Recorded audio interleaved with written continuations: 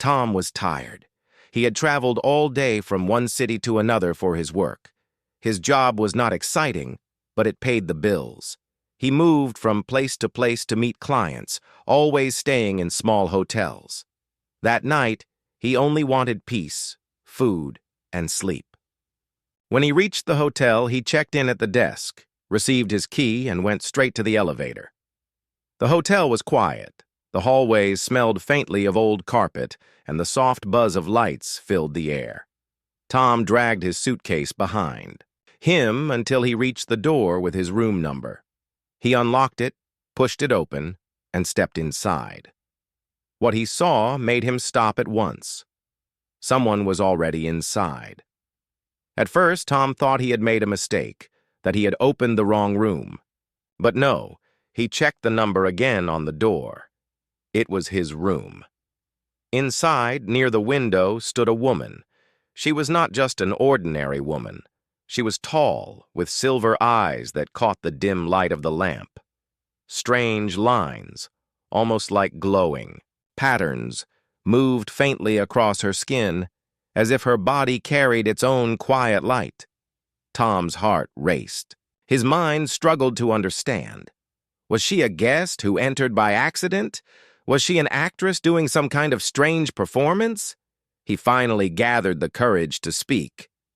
"You are in the wrong room," Tom said, his voice nervous. The woman turned to him.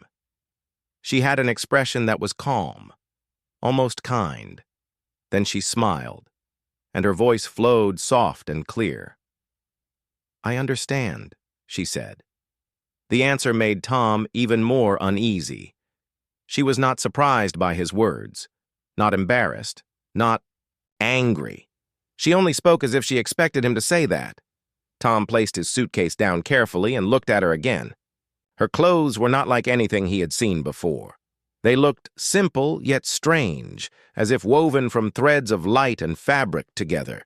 He felt the air around her was different, not heavy or dangerous, but unusual in a way he could not explain. "Do you work here?" Tom asked. "Are you lost? Maybe you took the wrong floor?" The woman did not move closer. She only studied him with her glowing eyes. "No, I am not lost," she said. Her calm voice made Tom uneasy. He wanted to call the hotel desk and ask for help, but something about her made him hesitate. She did not look harmful. She seemed almost gentle, though her presence was unlike any person he had ever met. "What are you doing in my room, then?" Tom asked, trying to sound firm. She tilted her head slightly, as if thinking of the right words. Then she said, "I came here because this is where I needed to be."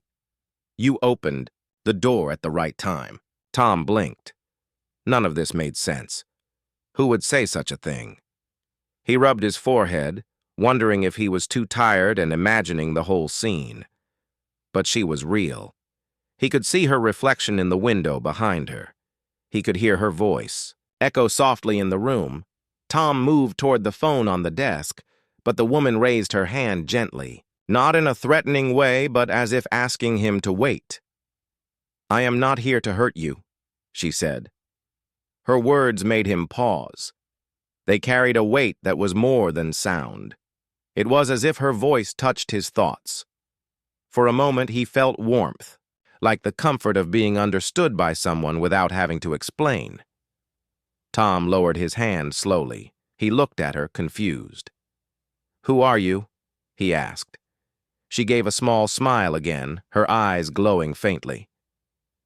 "You may call me Mira." The name sounded simple, yet different. Tom repeated it in his mind. Mira.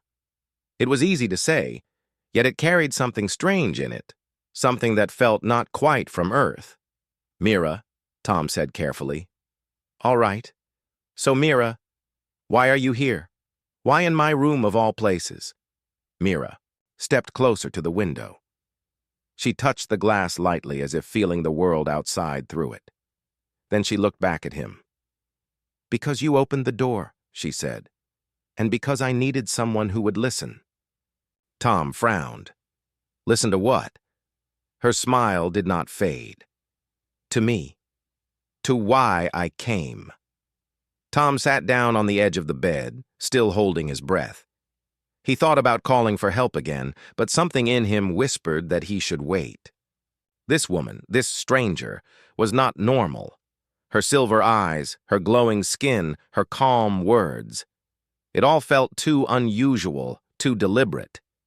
He tried to find a simple answer in his mind. Perhaps she was part of a group filming a strange movie. Maybe she was a traveler wearing unusual clothes. But deep inside, Tom knew that none of those answers were right. Mira stayed near the window, watching him quietly. She did not rush, she did not push. She only waited, as if she trusted him to decide whether to listen or not. Tom sighed. "All right, I'll listen. But you'd better explain clearly, who are you really, and why do you look like that?" For the first time, Mira's smile grew a little wider. She nodded gently, as if this was exactly the choice she had hoped for. "I will tell you," she said softly. "But you must be ready. Because once you understand, nothing in your life will ever feel the same again." Her words filled the quiet room. Tom sat still, staring at her glowing eyes, and felt a shiver of curiosity run through him. He had no idea what was coming next. Tom sat on the edge of the bed, his suitcase still beside the door. The quiet hum of the hotel air conditioner filled the silence. Mira stood by the window, her silver eyes glowing softly in the dim light. She looked calm, almost peaceful, but Tom's heart was still racing. He cleared his throat. "You said nothing in my life will feel the same. What does that even mean?" Mira turned her head slowly toward him. Her expression was gentle, and when she spoke, her words seemed to slip directly into his thoughts. Tom heard her voice in the air, but he also felt it inside his mind, like a second echo that carried meaning without sound. "You hear my words," she said, "but you also feel them. That is how I speak. It is not your language, yet you understand me." Tom blinked. He rubbed his temples, unsure if he was imagining it. "Wait, you mean this is not English?" "No," Mira replied, her voice smooth. "It is not a human language at all. I send thought into sound. Your mind shapes it into words you know." Tom frowned. He tried to resist the strange comfort in her tone. "That's impossible," he said. "No one can just put words in someone's head." "Yet, here you sit, hearing me," Mira answered, tilting her head slightly. Tom leaned back on the bed and let out a shaky breath. He wanted to laugh, but his chest felt too tight. He remembered how her voice earlier had warmed his thoughts. It had not been like normal speech. It was clearer, deeper, almost like understanding without effort. He swallowed hard. "So, what are you then? Some kind of experiment? Some technology from a hidden lab?" Mira stepped closer, her presence calm but powerful. She shook her head. "I am not of this world. I am from far beyond, where stars bend and rivers of light travel between them." Tom stared at her. The way she said it, without drama, without hesitation, made it difficult to dismiss as a joke. He could not bring himself to laugh. "You're saying you're an alien," Tom said slowly. Mira gave a small nod. "That is the word you use." "Yes." Tom stood up quickly, his legs stiff. He paced back and forth, trying to clear his thoughts. "This is insane," he muttered. "I'm tired, maybe dreaming. Or maybe someone slipped something into my drink earlier." Mira watched him with patience. "Your mind resists, but your heart knows truth. That is why I chose you." He froze mid-step. "Chose me? Why me? I'm just me, a normal guy. I don't even like adventure. I just go to work, do my job, and try to live quietly." Mira walked toward the small table near the bed and placed her hand on its surface. The faint glow of her skin reflected on the polished wood. Because quiet people listen, and listeners are the first to understand. Her words struck something inside Tom. For a moment, he remembered times in his life when others had spoken but never listened. Times when his thoughts had been ignored. He had always believed he was ordinary, unnoticed. Yet now this strange woman, this alien, was telling him that being ordinary was the very reason he mattered. Still, his doubt was strong. He sat back down, rubbing his face with both hands. "All right, Mira. Let's say I believe you. Why Earth? Why now? And why me of all people?" Mira's silver eyes softened as she answered. "I traveled far, guided by signals your world sends into space.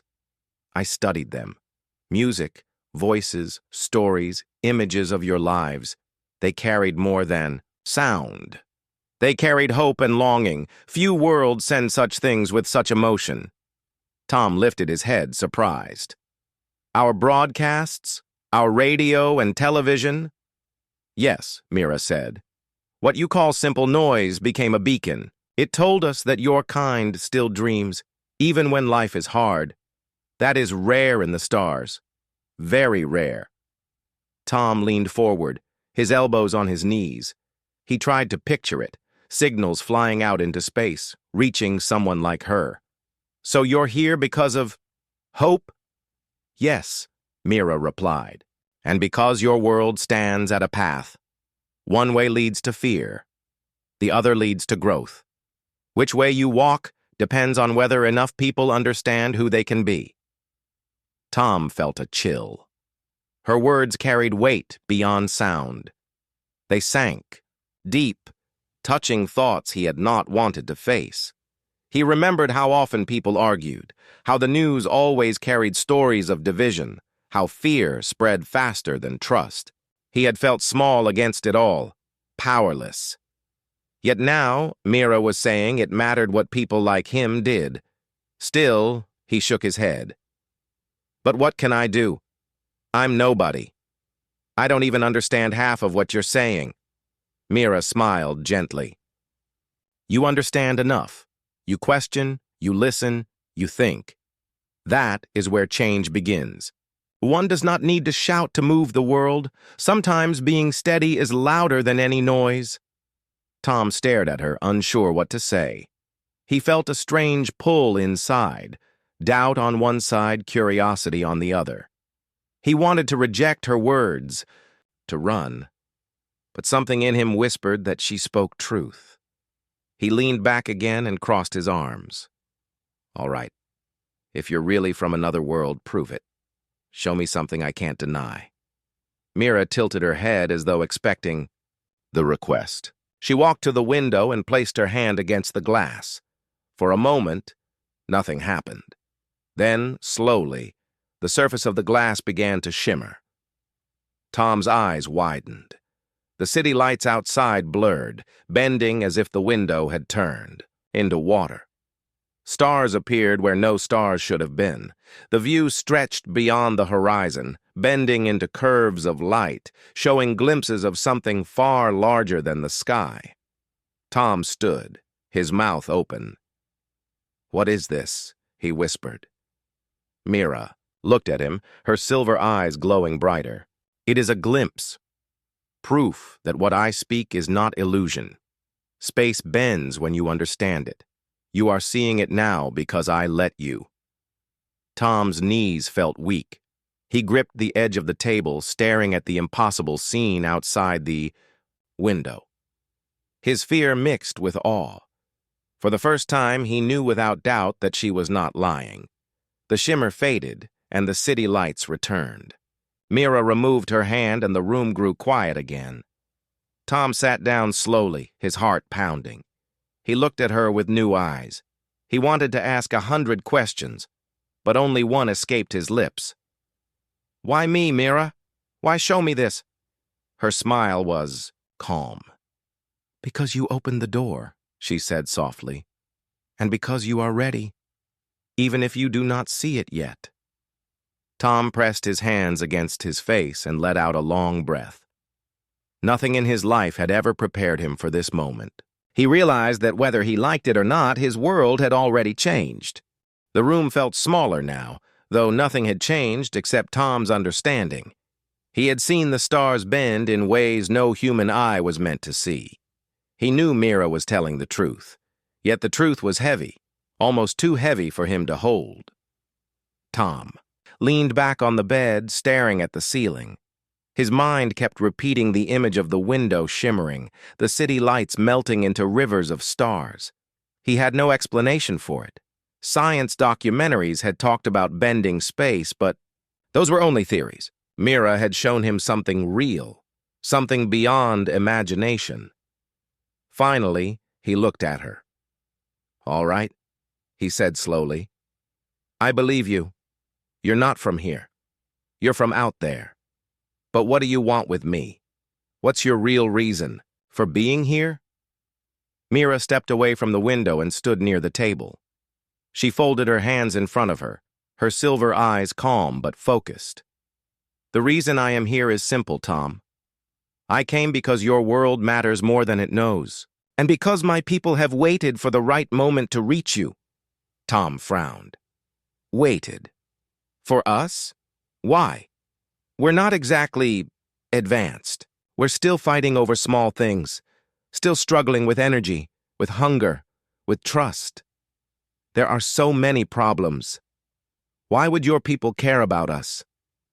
Mira took a slow breath, as if choosing her words carefully. "Because we see something in you that is rare. Many civilizations rise, but they rise heavy, slow, and bound to their ways. Your kind, however, grows quickly. You adapt. You change your path faster than most. That makes you dangerous if you walk toward fear, but it also makes you powerful if you walk toward hope." Tom stared at her. "Hope, that again." "Yes," Mira said softly. "Hope. It is not a small thing, Tom. Your broadcasts told us of your laughter, your music, your stories. Even when you showed pain, you turned it into something that could be shared. Do you know how rare that is?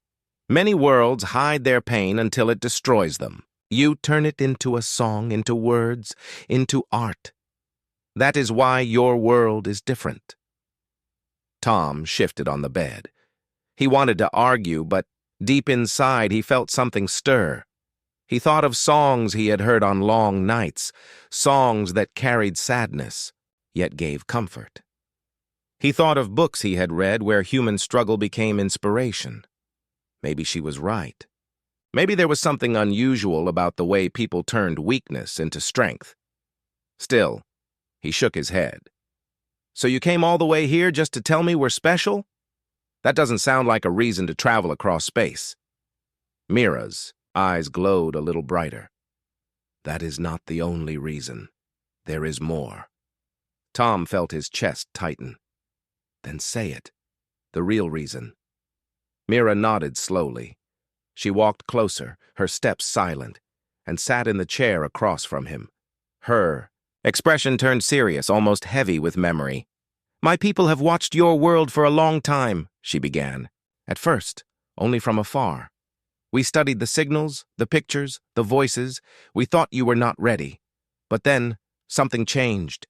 We began to sense that your world was moving faster than most, faster than we expected. That is when I was chosen to come, not to rule you, not to lead you, but to ask." Tom leaned forward. "Ask what?" Mira looked into his eyes. "Ask if you are ready to rise before fear takes you. Ask if there are those among you who still believe you can be more." Tom sat in silence. He felt a weight in her words, as though this was not only about him, but about the entire world. "And you chose me to answer that?" he asked. Mira gave a gentle smile. "Yes, because you opened the door, because you did not run when you saw me, because you listened when you could have closed your heart. That is why." Tom let out a breath. He had not thought of himself as brave. He had been terrified when he first saw her, but he had stayed. Maybe she was right. Maybe staying was enough. To prove something. Still, he frowned. But I can't answer for all of humanity. I can't speak for everyone. I'm just one man. Mira tilted her head. One is where it begins. One becomes two, two becomes many. If I can trust you to listen, then I can trust that others like you exist. I did not come to speak to governments because power blinds. I came to speak to people like you, ordinary people who still carry dreams quietly. Her words echoed in Tom's mind. Ordinary people, dreams quietly carried. He thought of his own life, of how small it felt most days. Could it be that small lives still mattered in a larger picture? He rubbed his hands together. All right. Suppose I say yes. Suppose I say humanity can rise, that we still believe in hope. What then? What happens after that? Mira's expression softened. Then I return with proof. Proof that there are those here who are ready. My people will not rush, but they will watch. They will wait for the right time to step forward. And when they do, they will not come as rulers. They will come as partners. Tom stared at her, speechless. Partners. The idea of working with beings from another world was beyond anything he had imagined. He thought of how different life could be if her words were true. New knowledge, new ways of living, new paths for humanity. But then another thought struck him, and his face tightened. And if we fail? If humanity chooses fear instead of hope? Mira's silver eyes dimmed slightly. Then you will not hear from us again. We will not stop you, but we cannot save you. The path of fear destroys on its own. Tom swallowed hard. The weight of her words pressed down on him. He thought of the arguments, the division, the anger he saw so often. He thought of how easy it was for people to choose fear. Yet Mira was saying there was still another way, if people chose it. The room grew quiet. Tom could hear only the hum of the air conditioner again. Mira sat still, waiting, her eyes calm but steady. Finally Tom spoke, his voice low. You came all this way to ask if we can do better. Yes, Mira replied softly, and to see if someone would answer. Tom leaned back and closed his eyes for a moment. He had never imagined that opening a hotel room door could lead to something like this. He was just a man traveling for work, living quietly. Yet now, the future of how he saw humanity seemed to rest in his hands. When he opened his eyes again, Mira was still watching him with patience. He felt her calm presence steady his nerves. He nodded slowly. All right, Mira. I don't know if I'm ready, but I'll listen. I'll try to understand. That's all I can promise. Mira smiled gently, her silver eyes glowing again. That is all I asked. Tom did not know what would happen next, but he knew one thing. His life would never again feel small. The night outside was quiet, but inside the room, Tom's thoughts raced louder than any sound. Mira had told him her reason for coming. She had spoken of hope, of fear, of humanity standing at a path. Yet Tom's mind was still heavy with doubt. He wanted to believe her, but belief alone was not enough. He needed proof beyond words. Tom leaned forward, his elbows on his knees, and looked at her carefully. Mira, everything you've told me is important, but how do I know you're not? Just using clever tricks? Maybe you're some kind of illusionist with advanced tools. I want something I cannot explain away. I need proof. Mira met his gaze with calm silver eyes. That is fair, she said softly. You wish to see what cannot be denied. I will show you. She stood and walked toward the window again. Tom followed her with his eyes, remembering the shimmer she had created earlier. But this time, her movements carried a quiet seriousness, as if what she was about to do was much greater. Stand with me, Mira said. Tom hesitated, then rose from the bed. His legs felt weak, but he forced himself to step forward until he stood beside her. The city lights spread far below them, cars moving like small streams of color through the streets. Mira lifted her hand, pressing her palm gently against the glass once more. The window shimmered again, but not like before. This time the change grew wider, deeper, until the whole wall seemed to dissolve. Tom gasped as the hotel room opened, not onto the city, but into the vastness of space. Stars shone brighter than he had ever seen, not dulled by atmosphere or distance. Great rivers of light stretched across the darkness, and worlds glimmered far away like jewels. Tom felt his knees weaken. He reached for the edge of the desk behind him, needing something solid to hold on to. Mira's voice filled his thoughts and ears at the same time. This is the space between worlds. You see it as I see it. Not through glass, not through machines, but as it is, pure and alive. Tom's mouth went dry. He whispered, This isn't possible. It is, Mira replied calmly. Space bends, light bends. When you understand it, distance is no longer a wall but a river you can cross. As she spoke, the stars seemed to shift. The view zoomed forward, faster than anything Tom had imagined. Planets moved closer. Rings of gas and dust swirled around him. He felt as if he were flying, though his feet remained still. Do not fear, Mira said gently. You are safe. This is not your body moving. It is your mind traveling with mine. Tom's heart pounded, yet he could not look away. The view swept across a giant planet of swirling storms, then raced past it into deeper space. Finally, the image slowed and revealed a distant world bathed in blue and green light. It looked alive, with oceans that shimmered and land that glowed, faintly beneath strange skies. Tom stared in awe. What is that place? Mira's silver eyes softened. My home. It lies far from here. Yet you see it now, because I share it with you. This is proof of who I am. Tom felt his chest tighten. He had dreamed of life on other worlds since he was a child, reading science magazines and staring at the stars. But now it was real. Mira was showing him a living world that no human had ever seen. It's beautiful, Tom whispered. Yes, Mira said with quiet pride. And fragile. Just as your world is fragile. That is why we guard it carefully. That is why we do not reach out quickly to other worlds. But Earth called to us with its voice of hope. That is why I am here. The image of her world faded, and slowly the city lights returned. The hotel room stood whole again, the window once more solid glass. Tom blinked, breathing heavily as if he had run a long distance.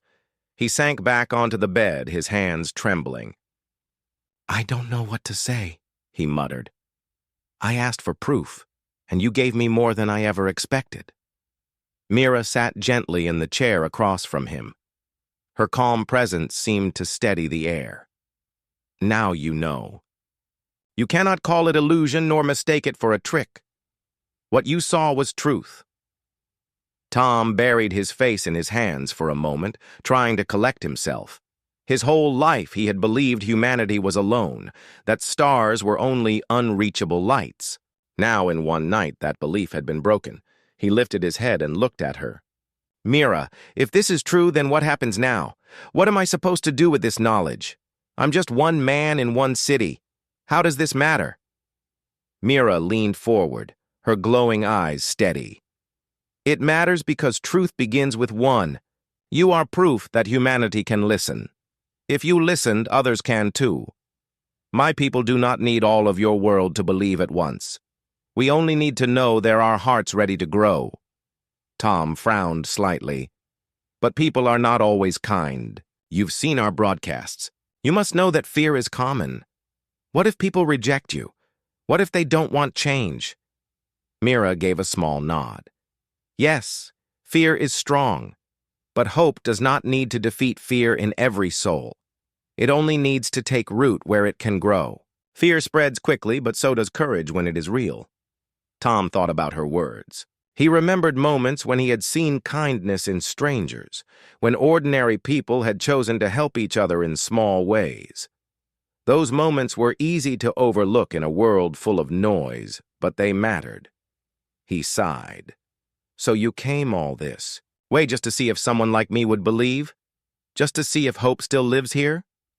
Yes, Mira replied. And now I have my answer. Tom looked at her sharply. Your answer?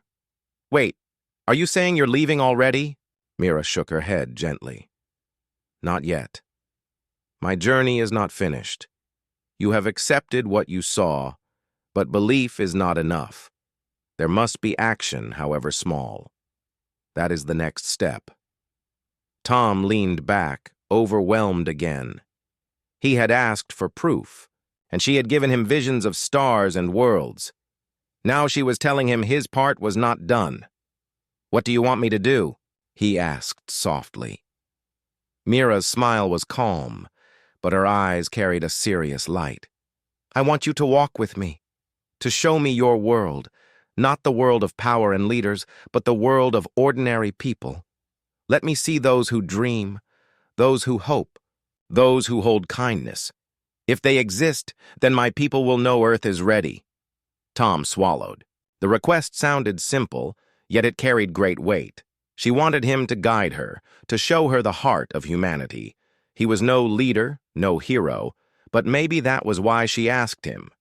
He nodded slowly. All right, Mira. I'll help you. I'll show you what I can. Mira's smile brightened, and her silver eyes glowed warmly. That is enough, Tom. Together we will see if your world is ready to rise. Tom sat in silence, his heart still pounding. He had wanted proof, and now he had it. But proof was only the beginning. Tom woke the next morning with a heavy mind. Sleep had not come easily. Every time he closed his eyes, he saw Mira's glowing silver eyes, the bending of the stars, and the strange beauty of her world. He had lived his whole life believing humans were alone, and now everything felt different. When he opened his eyes, the first thing he saw was Mira sitting by the window. She had not moved all night. She sat quietly, watching the rising light of dawn as if she had been waiting for it. Her calmness unsettled him. He was used to people shifting, fidgeting, reaching for phones or food when they had nothing to do. Mira, however, could sit still for hours as if time did not touch her. Morning, Tom said, his voice dry. Mira turned to him and gave a small smile. Morning. Your body needed rest. Your thoughts were restless. Tom groaned softly and sat. You could tell? I could feel it, Mira replied. Your mind reached out even in sleep. You are troubled because you are standing between two paths. Belief is easy when proof is given. Action is harder. Tom rubbed his face. You're right about that. I still don't know why you chose me. Out of all people in this city, in this world, why me? Mira stood and moved closer, her steps soft. She stopped near the bed and looked at him with calm eyes. Because you listen, Tom. You question, but you do not close your heart. That is what I needed to find. Tom looked down at his hands. I'm not special, I'm just ordinary. I go to work, I travel, I get tired. There's nothing important about me. Mira shook her head. Ordinary does not mean unimportant. In truth, the ordinary carry the strength of a world. Leaders come and go, but it is the quiet ones who build the future. They carry the songs, the stories, the hope. That is why you matter. Her words sank deep. But Tom still felt uncertain. He stood and walked toward the small desk where his bag rested. He touched it just to feel something familiar. Something real. So what happens now?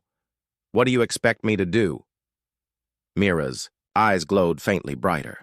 Now comes the question, the most important one. Will you help me find others? Will you walk with me and show me the heart of your people? Tom turned to face her fully. His chest tightened. He had known something like this was coming, but hearing it aloud still shook him. "You mean me? You want me to guide you? To help you meet people?" "Yes," Mira said with quiet certainty. "Not leaders, not rulers, but those who live with simple dreams. Show me your world not through its power, but through its kindness." Tom let out a slow breath. He thought about his city.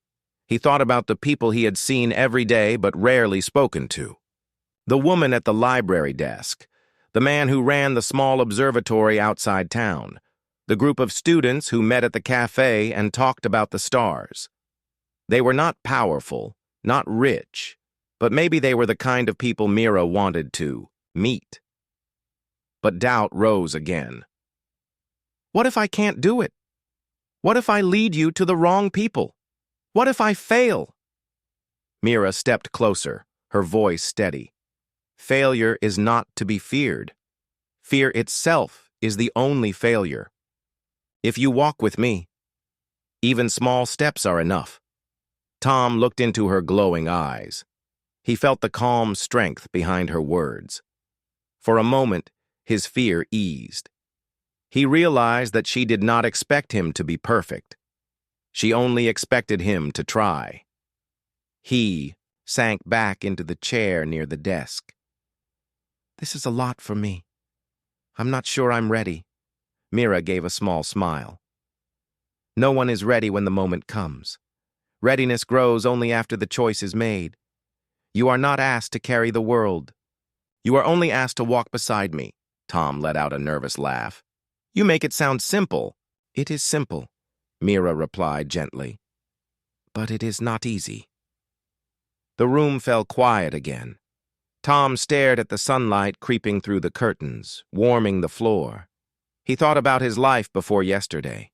It had been plain, predictable, and safe. Now, one choice could place him in the middle of something far greater than himself. He rubbed his chin slowly. "So if I say yes, what happens?" "Then we begin," Mira answered. "You take me where people dream, places where hope lives quietly. I will see your world through your eyes. If I find what I seek, I will return to my people with proof. If not, I will leave, and your world will walk its path alone." Tom's chest felt heavy again. The weight of her words pressed down on him. He thought of what humanity could lose if she left without hope. Knowledge, connection, partnership with her people. It was too important to throw away. But then another thought struck him. "And if I say no?" Mira's face grew calm, almost sad. "Then I go alone. But I will carry with me the silence of refusal. And that silence will say that your world is not ready." Tom felt his throat tighten. He realized his choice mattered, more than he wanted to admit. If he said no, he might not only lose his chance, but also close the door for all of humanity. He closed his eyes for a long moment. Memories filled his mind. The times he had seen people help each other for no reason. The quiet smiles of strangers. The kindness that still lived in small places. Maybe Mira was right. Maybe there was hope worth showing. Finally, he opened his eyes. He looked at Mira, who waited patiently, her silver eyes steady. "I don't know if I'm the right person," Tom said softly. "But if you need someone to walk with you, I'll do it. I'll show you the people I know, the ones who still believe in something better." Mira's face brightened with a gentle smile. "Thank you, Tom. That is all I hoped for. One choice, one step. From here, everything can grow." Tom felt a strange warmth in his chest. He was still afraid, but now the fear was mixed with something else, purpose. He had never felt that before. Mira extended her hand toward him, not as a command, but as an invitation. Tom hesitated, then placed his hand in hers. Her skin was warm, almost like sunlight, and the glow of her patterns spread faintly across his fingers. "In your world," Mira said softly, "hope hides in plain sight. Let us go find it together." Tom nodded. For the first time, he felt that being ordinary might not mean being unimportant. His life was no longer just his own. It was a path, and now he had chosen to walk it. The morning air was cool as Tom and Mira stepped outside the hotel. The city moved quietly around them, cars gliding along the streets, people hurrying to their work, and children laughing on the sidewalks. To most, it was a normal day. Nothing remarkable. But for Tom, it was the beginning of something extraordinary. Mira's silver eyes scanned the surroundings with calm curiosity. She did not speak at first, only observed. Tom noticed how she seemed to notice the smallest details. The curve of a tree branch, the way sunlight reflected off a window, the rhythm of a street musician's song. Her gaze was gentle, yet filled with knowledge, as if she could see the life within everything. "Where do we start?" Tom asked quietly. Mira turned to him and smiled. "Where hope hides. Ordinary places, ordinary people. That is where the truth of your world lives." Tom nodded, still unsure of how he would show her what she wanted. They began walking along the streets, moving past cafes, small shops, and crowded bus stops. Tom introduced Mira to people he knew. First, the baker, who always gave leftover bread to children who could not afford it. Then, the librarian who stayed late every night helping students with their projects. Mira observed silently, her silver eyes glowing faintly as she listened to their stories and watched their actions. At each place, Tom felt a mixture of pride and fear. What if she did not see enough? What if the kindness was too small to matter? Yet every time he watched Mira, he noticed a small smile forming on her lips. She nodded quietly, as if confirming that the spark of hope was alive. As they walked further, they reached a small park. Children played near the fountain, chasing each other and laughing. An elderly man fed pigeons nearby, tossing crumbs with care. Tom paused and watched the scene. "Do you see it?" Mira asked softly. Tom looked at her, puzzled. "See what?" "The simple joys, the care, the small acts that mean nothing to some but everything to others. That is hope, Tom. That is why I came. This is the truth of your world." Tom felt a warmth in his chest. He had walked past this park many times, rarely noticing the small moments of life. Now, with Mira by his side, it felt like the world had opened its heart to him. They moved on, walking down narrow streets where artists painted murals and musicians played soft melodies. Mira observed quietly, occasionally touching a painting or listening closely to a song. She seemed to absorb the essence of each moment, learning from it, storing it. Tom realized something. Mira was not just watching the people, she was understanding them.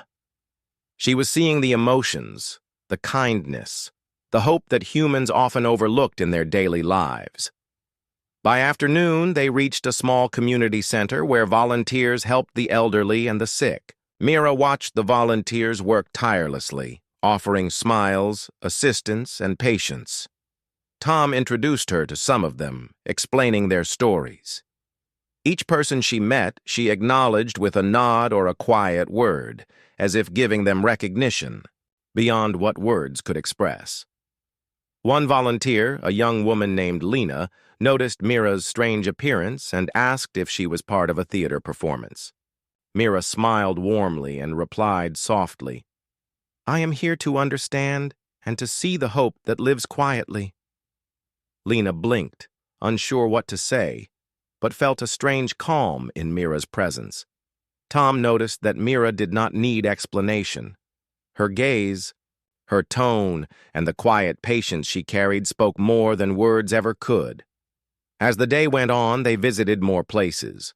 A school where teachers stayed late to help struggling students, a hospital where nurses worked without complaint, and a small garden tended by neighbors who shared its produce with anyone in need. At each place, Mira observed silently. her calm presence somehow encouraging the people around her to continue their work with quiet pride. By evening, Tom and Mira reached a hill overlooking the city. The sun was setting, painting the sky with shades of orange and gold. Tom sat on a bench, exhausted but filled with a sense of purpose he had never felt before. Mira joined him, her silver eyes reflecting the last light of the day. "You have shown me much, Tom," she said softly. "I see the hope I came to find. It is not in grand gestures or loud speeches. It is in these quiet moments, in people who choose kindness despite hardship." Tom nodded slowly. "I didn't know it was so visible. I always thought hope was something you only felt, not something you could show someone else." Mira smiled. "Hope is both. You feel it in your heart, but it also lives in actions. When someone gives without expecting, when someone cares without recognition, that is proof of hope. You have shown me that it exists here." Tom felt a strange lightness in his chest. All the fear and doubt he had carried since meeting Mira seemed smaller now, almost manageable. He realized that the ordinary people he had met today were extraordinary, in their own way. They lived with courage, compassion, and quiet hope. Mira stood and looked at the city below. "Your world is not perfect. There are challenges and fear will always exist. But the hope is enough to guide those who listen. You have done well, Tom. You have shown me the truth." Tom felt a smile form on his face. "I didn't do it alone. The people we met, they are the ones keeping hope alive." "Yes," Mira said softly. "And now my people will know. I have what I came for. They will understand that Earth has hearts ready for the future." Tom leaned back and watched the sunset, feeling a deep sense of accomplishment. He had begun the day unsure of himself, afraid and overwhelmed. Now he understood that even ordinary lives could carry extraordinary meaning. Mira turned to him with a gentle smile. "The journey does not end here, Tom. But today, you have taken the first step in showing the world what can be. That is enough for now." Tom nodded. He had learned something important today. Hope did not always roar. Sometimes it whispered, lived in small acts, and grew quietly. He had seen it with Mira, and he would never forget it. The sun dipped below the horizon, and the city lights flickered on, one by one. Tom realized that the night, too, carried its own quiet hope. He stood, feeling a calm determination. With Mira by his side, he was ready to continue walking among the ordinary people who lived with extraordinary hearts. The next morning, Tom woke to a soft glow filling the hotel room. Mira was already standing by the window watching the city stretch awake beneath the rising sun. Her calm presence made the room feel quiet, yet alive. Tom rose slowly, still carrying the warmth from the day before. "Good morning," he said quietly. Mira turned to him, her silver eyes reflecting the light. "Good morning, Tom. Today is the day we show the world what you and I have discovered." Tom felt a mix of excitement and nervousness. They had spent the previous day visiting ordinary people whose actions carried hope quietly. He had seen it in the baker, the librarian, the children in the park, and countless others. Now, it was time to take the next step. "Where do we start?" he asked. Mira smiled softly. "Where the heart of your city beats strongest. Places where ordinary people gather, where stories are shared, and where dreams are carried quietly." They walked through the streets, past small shops, schools, and open markets. Tom introduced Mira to people he knew, not for recognition, but for connection. She greeted each one gently, her presence bringing calm and curiosity. People noticed her, but they did not fear her. They sensed something different, something gentle and true. At the city square, a small crowd had gathered for an evening concert. Local musicians played simple melodies, children danced, and neighbors shared food with each other. Mira stood quietly beside Tom, observing. Her silver eyes glowed faintly as she listened to the music, feeling the rhythm of human life. "Doe, you see it?" she asked softly. Tom nodded. "Yes, all of this. The music, the laughter, the sharing. It's hope, isn't it?" "Yes," Mira said. "It is hope in motion. Not loud, not demanding attention, but alive. This is what I came to find. This is what my people must know exists." A young boy noticed Mira's glowing eyes and stepped closer. "Who are you?" he asked. Mira knelt slightly, bringing her face closer to the boy's. "I am someone who has traveled far to see how hope lives here, and now I see it. Because of you." The boy's eyes widened with wonder, but he smiled, feeling safe. He ran back to join the music, bringing with him a sense of joy that spread to those nearby. Tom watched, realizing that Mira's presence encouraged others to shine in their own quiet ways. As the evening continued, Tom and Mira moved among the crowd. They spoke to teachers, volunteers, artists, and neighbors who gave their time freely. Mira observed silently, recording their actions and listening to their stories. Tom realized that she was not judging or measuring. She was simply understanding. By nightfall, they returned to the hotel, both tired but filled with a sense of accomplishment. Tom felt that he had grown in a single day more than in many years of ordinary life. He had learned that ordinary people carried extraordinary power, the power to shape a world quietly, steadily, and with care. Mira turned to him, her eyes soft but shining. "You have shown me much, Tom. I now have the proof my people seek. Hope exists here quietly yet firmly. They will know Earth is ready when the time comes." Tom nodded slowly, feeling pride mixed with humility. "I didn't do it alone. These people, the ones we met, they are the ones keeping hope alive." "Yes," Mira said. "You only guided me to them. They are the heart of your world.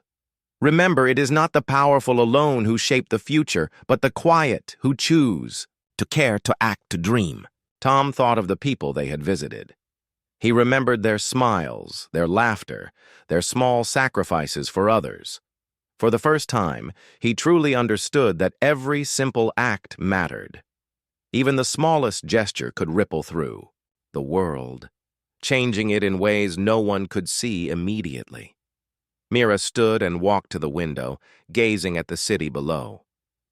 "The time will come when my people reach out more openly, but that time is not yet. For now, it is enough to know that Earth has hearts ready to rise, hearts that carry hope even in quiet corners." Tom watched her, feeling a strange sense of connection. He realized that life would never be the same. The city, the people, and even he himself had changed.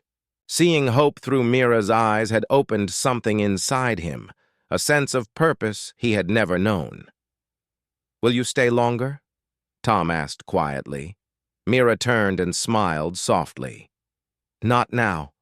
My task here is complete, but I will watch from afar as the hope grows, and when the time comes, I will return, not as a visitor, but as a partner." Tom nodded, understanding the weight of her words. He had been part of something larger than himself, a glimpse of what the future could hold, and now it was his responsibility to continue walking among the people, to encourage, to share, and to live with hope. As Mira prepared to leave, she placed her hand gently on his shoulder. A faint warmth spread through him, and he felt her quiet. Strength filled the room. "Remember, Tom, even ordinary lives matter. Even small acts can change worlds. Carry this knowledge and let it guide you." Tom smiled, feeling both the weight and the gift of her words. "I will, Mira. I promise." She nodded and stepped back. The glow of her skin intensified slightly, then dimmed as she walked toward the door.